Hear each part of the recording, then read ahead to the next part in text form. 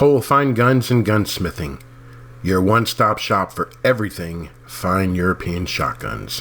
Visit us on the web at www.colegun.com.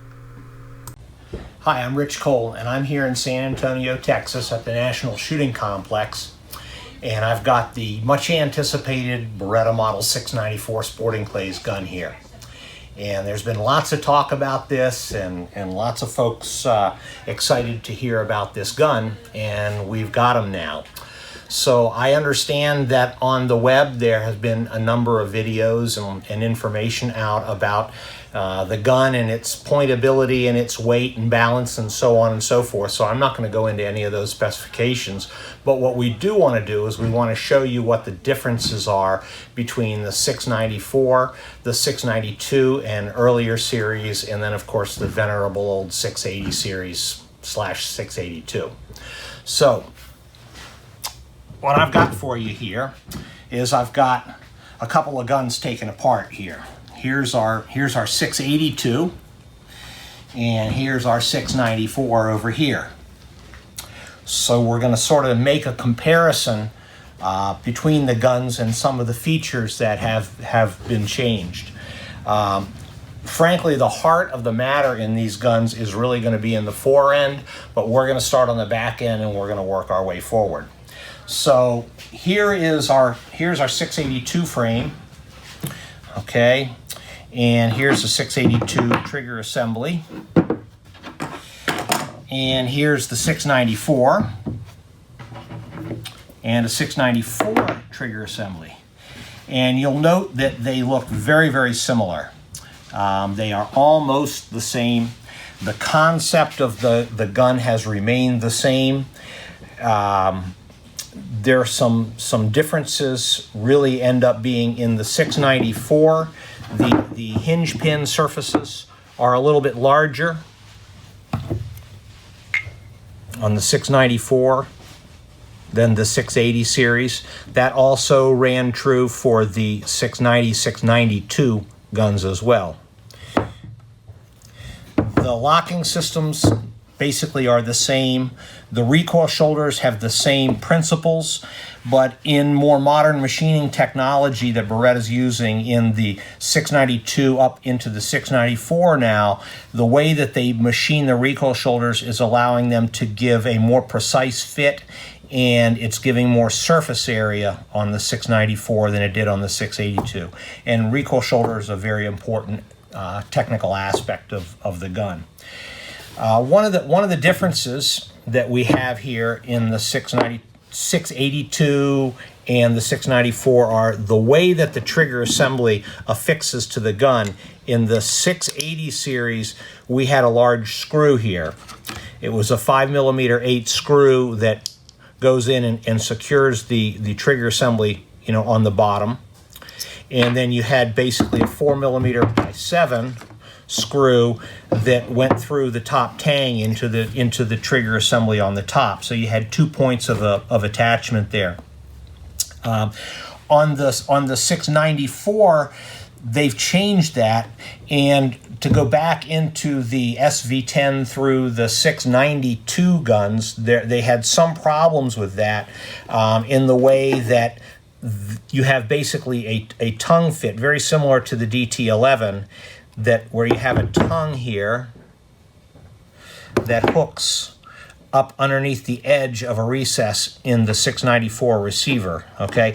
It's very, very critical that tongue is fitted properly, and that the boss on the back side of this also fits properly with its mating surface on the inside of the frame, so that when the gun hinges together, it creates just a little bit of tension there for the tang screw to pull it together, okay?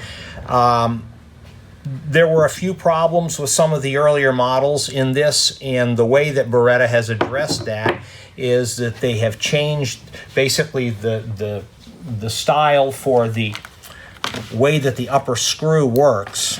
And I'm going to show you here. Basically, we've got a 680 series top tang screw, a 690 series top tang screw, and then the more recent variation.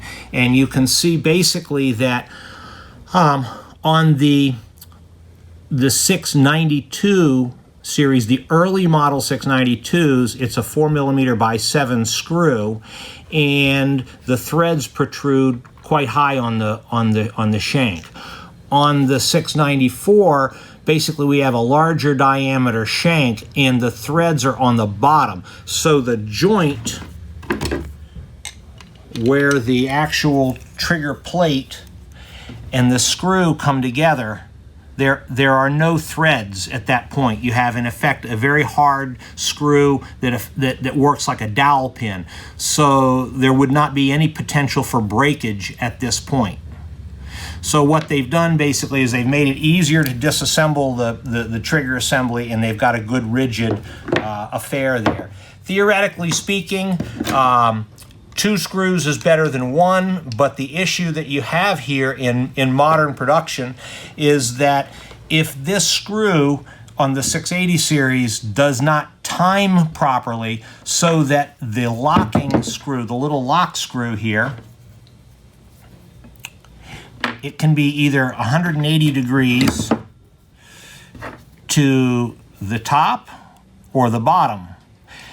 If the screw does not tighten and torque down to pull this trigger plate perfectly at either this position or this position, the actual trigger plate is not being pulled securely into the frame. The screw is only holding it there, and you get a little bit of movement, which therefore puts all of the tension on this top screw.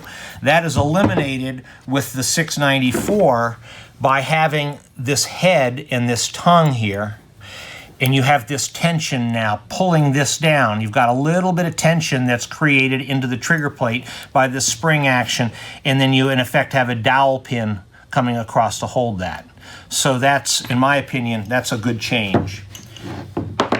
You notice that the trigger assembly in these guns is virtually identical. You know, the hammers, the sears, the inertia block pawl, the inertia block itself, the trigger body, the trigger connectors, these are all the same in both these guns. The safety is a little bit different, somewhat immaterial, just a small change. Okay. Let's move on to the barrel. This is a 680 series barrel, and this is a 694 barrel. We're going to completely skip over the 692 in this because basically we want to show, you know, the original and then the more modern system. Okay, you'll notice in the barrels, if we put them close together, that they're very similar in terms of their basic principle. If we don't look at the front end here, you notice that the hinge pin surface area right here is substantially larger than on the 680, and of course, you know, that creates less wear, a smoother movement over a larger diameter. The recoil shoulders are similar, but again, we talked about the increased surface area and the greater ability for the modern machining, the way that they're manufacturing these barrels. Notice that the old 682 do have a replaceable recoil shoulder. The 694 also has a replaceable recoil shoulder.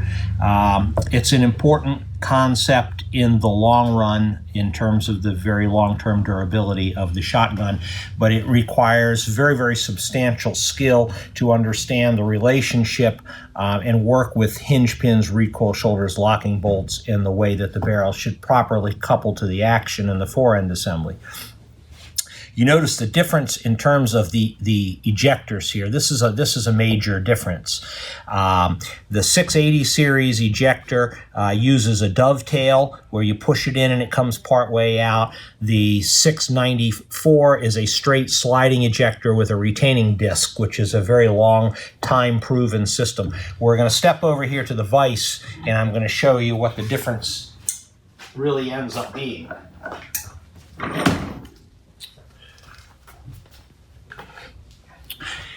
In a 680 series barrel, we have basically an interrupted dovetail where the ejector slides in from the top and then tips in, and then it slides back and forth. So to remove it, we push it in against our plunger and we rotate it out, okay? At the point that you come this far out, we're no longer having the support from the side of the receiver and the ejector together. And in a gun that has been shot a lot, you start to get some movement. You can see this movement here. Okay, and when that happens in an older gun, you can end up with your case head of your cartridge sliding past the rim seat cut on the extractor and becoming underneath, which is a sort of a very problematic thing if you're out on the range shooting and you get a case stuck underneath your extractor. Okay, so that's this system.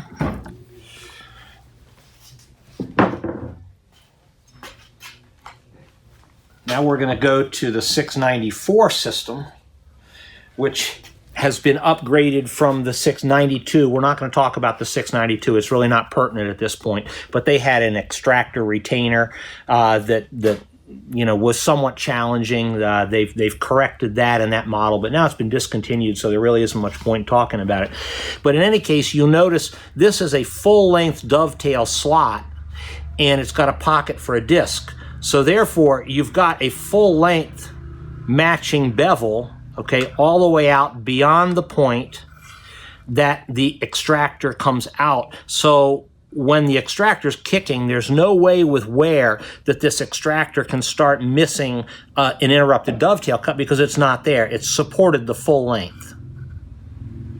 Okay, now we've Rockwell tested the ejectors and the extractor retainer discs and found them to be quite hard. I think they were about 48 on the Rockwell C scale. They're within a point of each other, which is good from the standpoint that you're not going to get much in the way of wear, and the wear will be even both on the little retaining discs and the extractor. So we're not going to have binding and jamming problems with these units. Okay, now what we're going to get to is we're going to get to the real heart of the matter and the change, and this is where the real innovation really ends up being in the 694, and this is what I'm really excited about because the fore end has been very, very dramatically improved. Here's the fore end on a 694. So here's the whole assembly, and you notice if you look up inside here, you notice that it's a two-piece fore end. Okay, this is the fore end from a 680 series gun.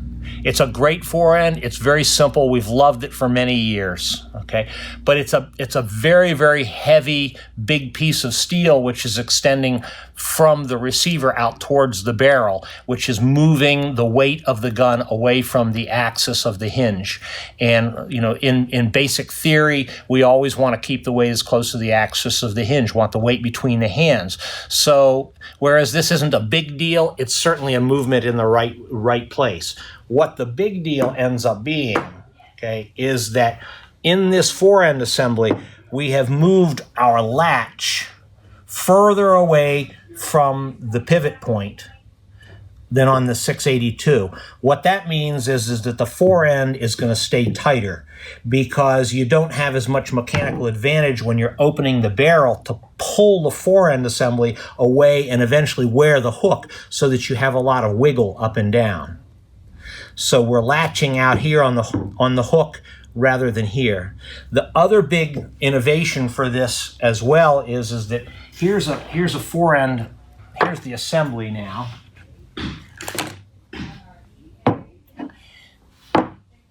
And what they have basically done here is that this now is steel.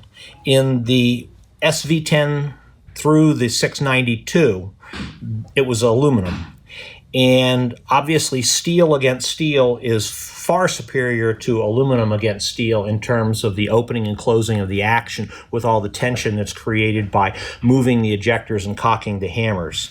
So now we've got a heat-treated steel piece, and it's got these recesses cut, creating a doll's head, which cause the piece to set and seat very nicely in the wood and not pull back. We're not just relying on two screws to prevent this from pulling back under recoil, because when we fire the gun, our left hand for a right-handed shooter is pulling this forend away from the knuckle each time that the gun fires.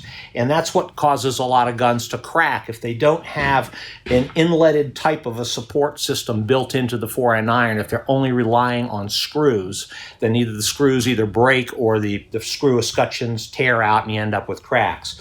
So this little dowel's head that's cut in here, okay, is a very significant piece of the inletting and the design of the forend. Also incorporated into this forend iron is a very, very hard dowel pin. The dowel pin will not wear, okay? The forend iron piece cannot be so hard that it's brittle because we don't want it to break. This dowel pin is very, very hard. It's not in a point that's subjected to any kind of tension which would cause break. But this is what pushes against the back of the actual forend lug here and creates our tension, our opening closing tension against the knuckle. I know I'm making this challenging for my photographer here, but of course the gun has to hinge open and closed in order to cock the hammers and fire the ejectors. So what we have here basically is we've got this boss, or forend lug, as one would call it, on the barrel, which basically is putting the tension of this up against the knuckle to open and close the gun. And now we have this nice hardened dowel pin, which in turn is also a replaceable part.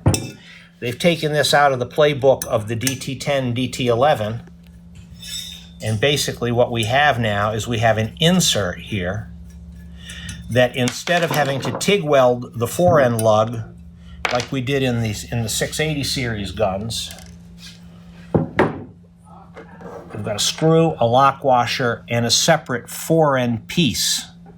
So when this gun is shot 25, 50,000 rounds and the opening closing tension is starting to get a little bit sloppy, rather than having to have a skilled mechanic that's able to TIG weld the forend lug here and then properly refit that, someone can reach into their box of spare parts and pull out the next oversized forend block and simply install that. Moving further forward, we get to the Fore End Catch. So here's our Fore End Catch, as we see it on this forend, okay? It is secured inside the forend. Let's see if our photographer with her iPhone can get to this. Note, we've got the Torx screws along here, and what we've got basically is we've got escutcheons, which are basically the same type of escutcheons as used in the DT10, DT11. They're blind escutcheons which are cut into pockets.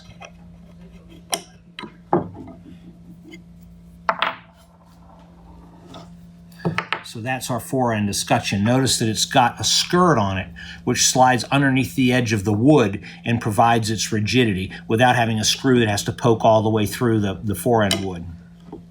So now when we get to this forend latch, they've really done a beautiful job of designing this forend latch. We're gonna take it apart. Obviously, here's the latch button. Okay, there would be a cross pin that I've already removed. We've got a Torx screw into the latch.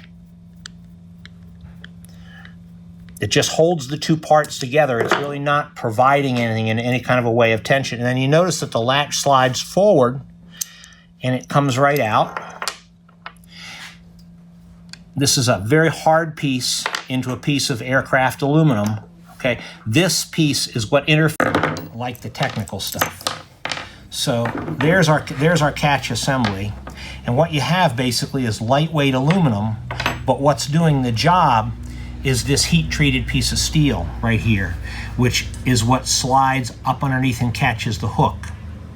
All our little screw and the aluminum is doing here is just a housing to hold that.